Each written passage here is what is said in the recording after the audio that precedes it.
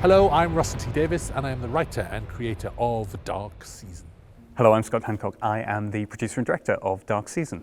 Dark Season is the very first thing I ever wrote, my very first script in 1991. It was a BBC children's series and the first script I ever wrote, and it got commissioned and made. People hate me. Other writers hate me. It was the dream. It was literally the dream. And I loved it, and we had a great time making it, and it was a nice success. I thought it was beautifully made, directed by Colin Cant. And then Big Finish came to me saying it's 30 years. They said, who would you trust to make that? Everyone else was busy, so I ended up with Scott Handcock. As a kid growing up, I was slightly too young for it, but I still remember it being on in the background, and that imagery of particularly Mr Eldritch, the shocking blonde hair and the dark sunglasses. You know, there was imagery that burned itself. How old were you when it went on? 91, I would have been 6 or 7. Oh my God, well, that's the audience, hello. Okay. I got you. But that's it, everyone remembers it, which is the really lovely thing. And it was, I remember being quite scared of it because even though it was children's TV, it felt very adult. But it was interesting because it came in that weird void where things like Doctor Who were off the air. Yes. And it felt like Doctor Who could have been in that era. It's very Doctor Who-y. I mean, look at me. Is Doctor Who in my bones or what? It is all cliffhangers, and it's funny. It's the original Dark Season, which is available on BritBox, viewers, is 2 separate stories. I didn't tell them it was 2 separate stories when I handed in episode 1. They loved episode 1 and commissioned it, and then they were very surprised when episode 3 came to an end. They were like, what? Isn't this 6 episodes? I was like, yeah, there'll be a new story next week. And it's amazing how you get away with that. There weren't meetings, there weren't pitches, there weren't treatments. They were just like, hand the script in, those are the days. And you watch it, and there are big ideas. It doesn't feel like anyone was ever saying to you, we can't afford this. Never. No, never. Exactly. The money amazed me. I didn't know what sort of budget it would have. I wasn't as involved in production then. And so I was watching children's BBC output. There was things like a program called What on Earth, written by Pip and Jane Baker. It was a lovely show, but very cheap and very kind of green screeny and stuff like that. And I sat watching it thinking, oh God, is it going to be like that? Is the behemoth computer going to be just against a green screen? And then I turned up on set, and it was, for children, it's vastly expensive. They built a set in Elstree, a concrete set that they then flooded. It was amazing, and all the extras they had. So somehow I got the lucky end of the budget. I know how I got the lucky end of the budget. It's because it was made with the very good budget of Maid Marian and Her Merry Men. Because that year, Tony Robinson had gone to the Holy Land. He went and did, instead of doing Maid Marian, he said, I'm going to do Tony Robinson Travels the Holy Land. So he went and did that. So there was a great big gap with the budget of Maid Marian. That was good budget. That was all in the forest, lots of set builds, a lot of set builds on location, stunts and stuff like that. So I inherited that budget. So hooray, thank you, Tony Robinson. But the lovely thing about your writing, even then, even though it was a children's drama, effectively in where it was pitched, is you never write down to children. It's always sort of so accessible to people of all ages. So the fact it's set in a school actually doesn't put you off, because everyone's been through that. I think it's the first drama ever to get millennial. Because Marcie talks about the end of the century. It started, you forget, in 1991, we were starting to say, oh, it's the year 2000, before the millennium bug came along. And it's funny, because it's like, I would have kept going. I loved it. That school, is the novelisation ends on the start of a 3rd story. Set in an amusement arcade. Amusement arcade, in the days when we had amusement arcades. They still exist on Swansea Pier, but that's it really. But it was just a one-off. Like I said, the money for Dark Season was made available when Maid Marian didn't happen that year. Then Tony Robinson came back, and so Maid Marian was back on. Maid Marian was a huge BBC children's show, vast. So life just went on, and instead I went on and wrote a thing called Century Falls. So I found another little place in the schedule. So it was kind of designed to come back and never did, but that all felt normal at the time. It was like, it got me used to a career of failure, really, and axes and decommissions. So it was a good learning process. But yeah, it's a shame. I would have kept going. I would have kept writing that. I would have loved it, yeah. And here it is. We've done it. So that's what happened. So Big Finish came to me saying, genuinely, is there scope to do this? And then you and I worked together for years on Torchwood. So that's when we kind of got creative and started talking to each other about it. And it was interesting, wasn't it? Because we sat there going, should we set it in the past? Should we set it in 1982 and pretend it's the next year in the school? Do you remember that? And get the actors back playing teenagers? Yes. Or even get new actors in, like the next year of school. Yeah. And in fact, I think I was more keen on that to begin with, and you said, no, it's going to sound terrible because you're much more of a voice expert. You said, if we do use the old cast, they're not going to sound young. So much changes between Yeah. your teens and being It's hard 40 or 'cause 50. I'm eternally young, so it's hard You for are. me to get that. To begin with, we were talking about new characters. Yes, same And then- school. We always said the same school. You've named it. It's called Bishop Graves. It was named on screen on the sign. Was it? Yeah. And it's called Bishop Graves Yeah. on screen. Well, I must have thought that must have been my name. They must have asked me for that because my mother used to teach at a school called Bishop Gore. Gore. G-O-R-E. Isn't that a great name for a? It's like a horror film. Bishop Gore. Like a bishop who kills people. That's the name of a school in Swansea. Bishop Gore. It's still there. And I am Bishop Gore. And so, so they must have asked me for a name of the school because that's the name I would invent. Bishop Grave, Bishop Gore. I never knew that. Oh, there we go. It's on screen. Where is it on screen? It's seen on a sign as the Abyss vans drive in. Wow. Okay. Wow. Brilliant. It's all on BritBox. I'm so glad we're doing this interview because I've learned things. Right. So, anyway, so we said let's do a completely new series. But then when did the old series start creeping in? I think we always wanted to link it back. In the way you wanted it to Yes. take place at school, there was always going to be the shadow of Mr Eldritch. Yes. And obviously Marcie Hatter was the sort of main protagonist of the original, so it was sort of, can we get these people back? But so much was dependent on whether people would want to return. And we got them all. Got the amazing. full set. The entire cast. Got everyone. We got Kate, Grant Parsons, who's now an agent, Victoria Lambert, who's now a drama teacher, Ben Chandler, who's working in Hong Kong, Brigit Forsyth, who's effectively retired. but come Beautiful back for a Brigit. She came back especially cameo. for this. She was retired. Yeah. Brigit was thrilled to be asked back. She was so pleased to be remembered actually by you.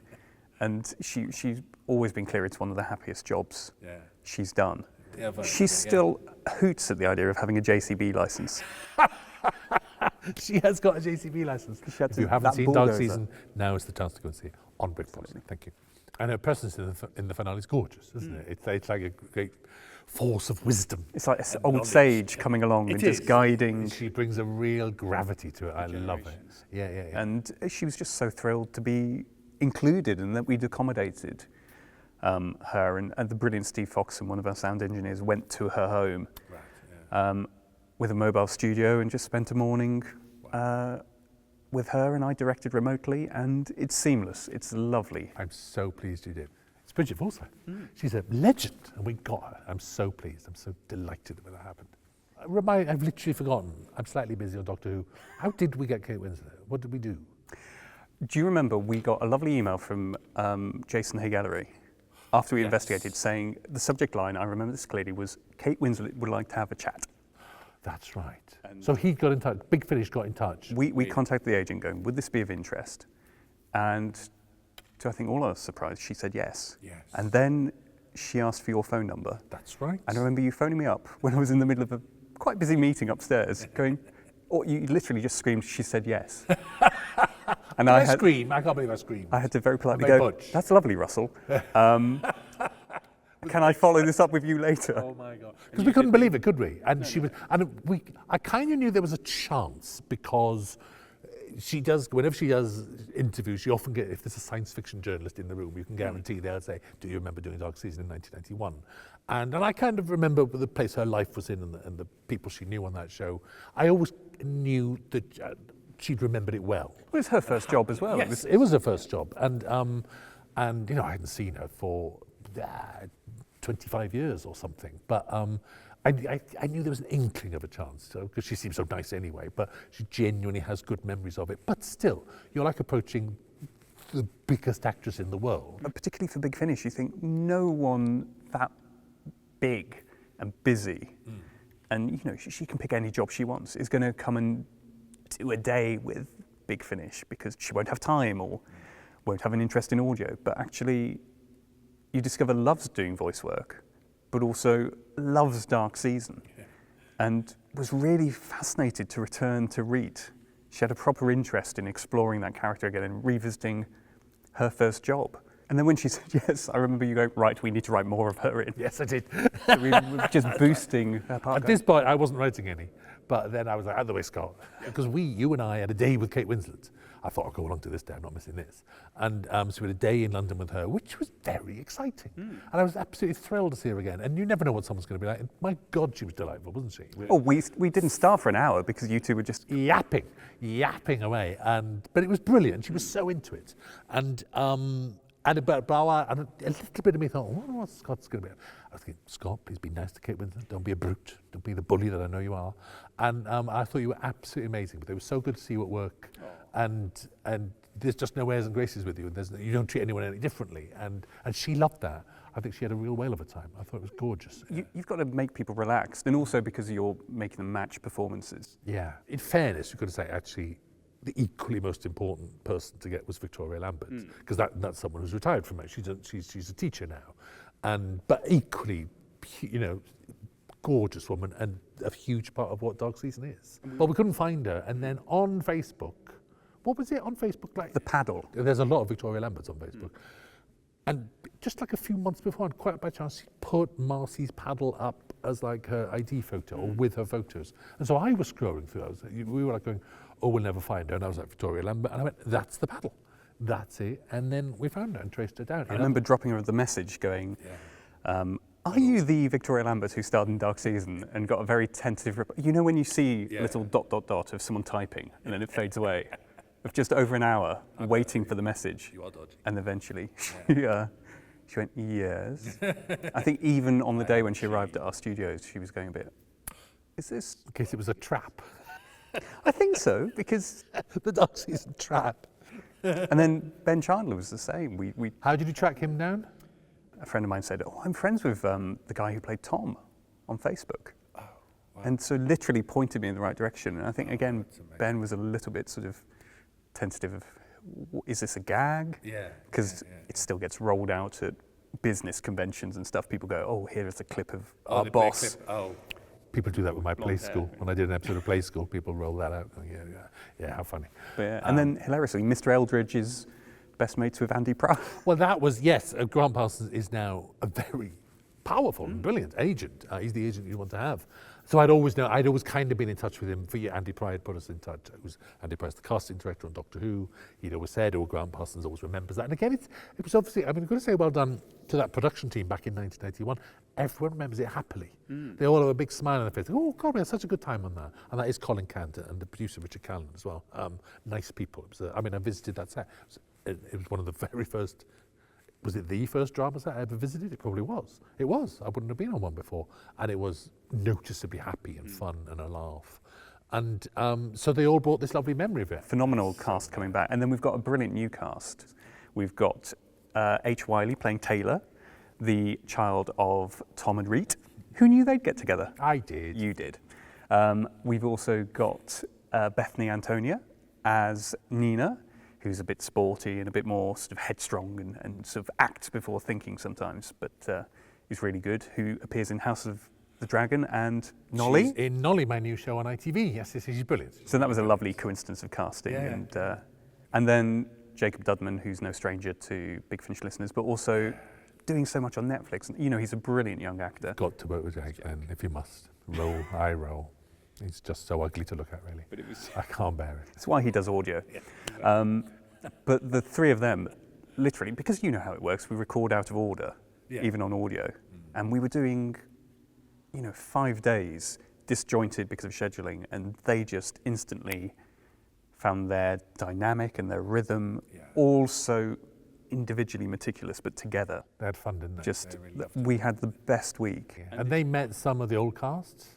They met, what was really lovely with the final story, which you wrote, as you know, is everyone comes together. The present clashes with the past, and so we've got our new gang of characters coming up against Mr Eldritch, and Rita's been there in the background all along, but then Marcie Hatter crashes in, and we had a lovely day where Grant and Victoria came in, and they met each other for the first time in 30 years, but also met our new trio. And, our new cast were in awe of the people they'd watched doing their research. And Victoria and Grant were slightly in awe of our new cast and the energy they were giving. So it was a really lovely fusion in studio. What I love about it now is that we created a school. It's a good format, this. We created a school that attracts the supernatural and the science fiction, that draws, I mean, the key thing to Dark Season is kind of science fiction events with a supernatural side to them that taps into both, which I love, actually. So having created that school and having created the notion of a season, it's kind of easy to sort of say those seasons have turned round again and it's coming back, and that's what you picked up on. The joy of Dark Season is, even back in the 90s, it was all about technology and technology going wrong, and you think with stuff like Black Mirror more recently, Dark Season really was ahead of its time, so actually telling the story in the here and now, it's sort of caught up, can still push forward, and you're looking at things like deepfake technology and where technology is going now and how that can be abused, and even though it's set in a school, there's a lot of adult ideas, and what I loved about the original series is kids see things that adults don't. You know, once you start thinking about bills and mortgages and everything. They believe things that adults don't. You close yourself off, and so there's a lovely openness to the characters. Yes. And the ideas and the stories we can tell, and it's, you know, it's pacey as well. You forget those episodes. Oh, they rattle along. We're about 22 minutes, and we've kept that format of, you know, 3 episodes per story, and they So just... it's basically, it's new threats, new technological threats that kind of border on the supernatural. A bunch of kids in school who are not just a bunch of kids, they're smart and they're clever, and they, through their parents, they've got, especially through Taylor's parents, they've got a sense that terrible things once happened in this school, that there's a legacy, that there's a history, and lo and behold, the season's turning around, and it's all happening again, which is literally, I mean, what is Mr Eldritch? Is he the devil? Is he not? I think he is. And it's all building again towards his return, his next attempt to end the world. And who can stop him? Who can stop him? And your lovely new writers, Scott? Lovely new writers, we've got Tim Foley writing the opener, Chris Chapman, who's a massive Dark Season fan, writing Summer. I think he was literally hammering at my inbox the moment he got whiff, going, I think I might be the only person who remembers Dark Season, but I have to do this. James Goss, who's done a lot of Big Finish. Our old reliable. And then some unknown called Russell T Davies doing our finale. Chipping in, muscling in at the end. Yeah.